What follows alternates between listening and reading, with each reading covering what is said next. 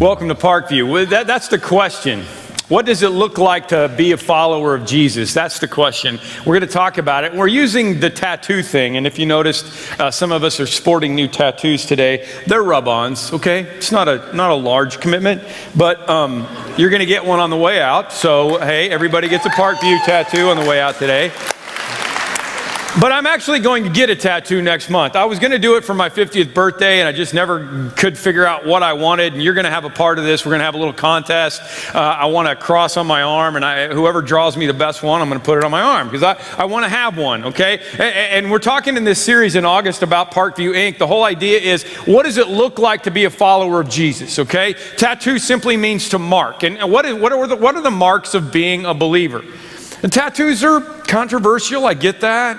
Tattoos are tricky. They stay with you forever. There's some things you don't want to hear at the tattoo parlor. Eagle? I thought you said beagle.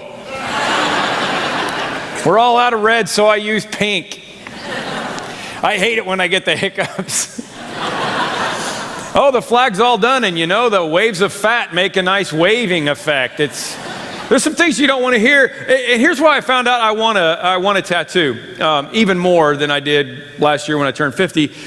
Because I found out in studying about tattoos a little bit, because I wanted to talk about it. This is going to be the theme for our August series.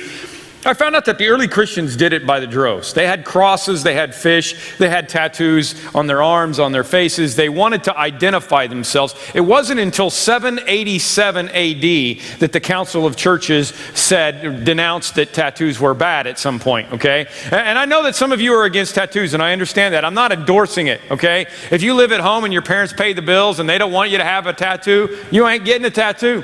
You can wait till you're 50 like me, or 51, or however it works, okay? I understand that. There are a lot of reasons not to get a tattoo. Some people will judge you.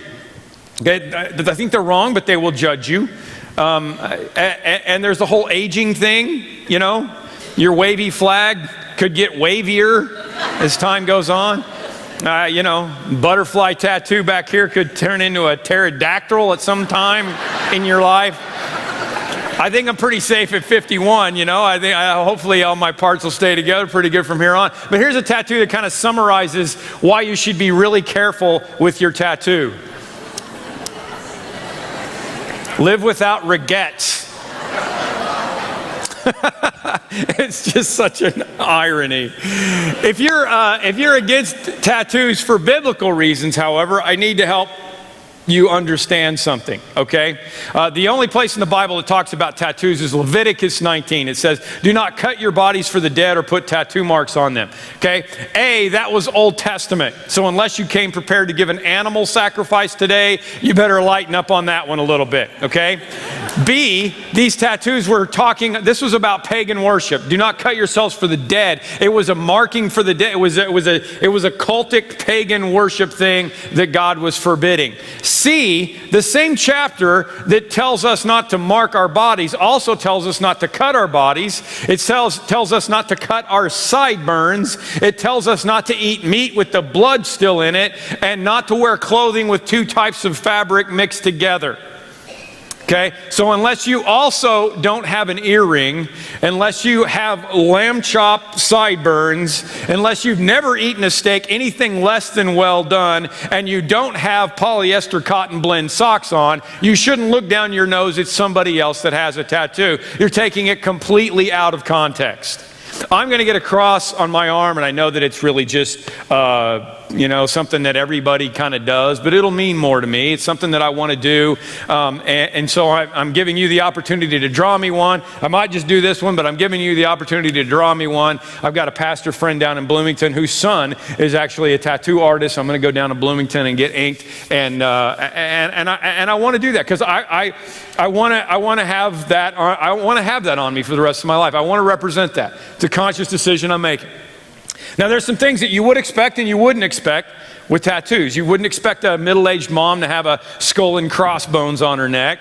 If you walked into a bar and there was this big burly biker up there and his vest had crept up a little bit and you saw a butterfly, you'd probably think you walked into the wrong bar, okay? But When we talk about being followers of Jesus Christ, we're talking about what does it look like to be a follower. So I'm using this ink analogy, I'm using this tattoo analogy to talk about what it should look like as a follower of Jesus Christ, especially if you go to Parkview, what kind of tattoos, what kind of markings ought to be on you. This is kind of, August is our pre-season time for us. It's kind of our spring training. It's kind of preparation for the big fall things that we're going to do and the things that we're getting ready for. So we want to help you with this in the month of August to understand what it looks like. Okay, how do we do that? Well, we're going to do that by skipping all of church history and going all the way back to the New Testament. We're going to do that for the next 4 weeks. We're going to go back to the New Testament and look at how the early believers did things, to use them as examples. You may not know this, but we're part of a group of churches called the Restoration Movement.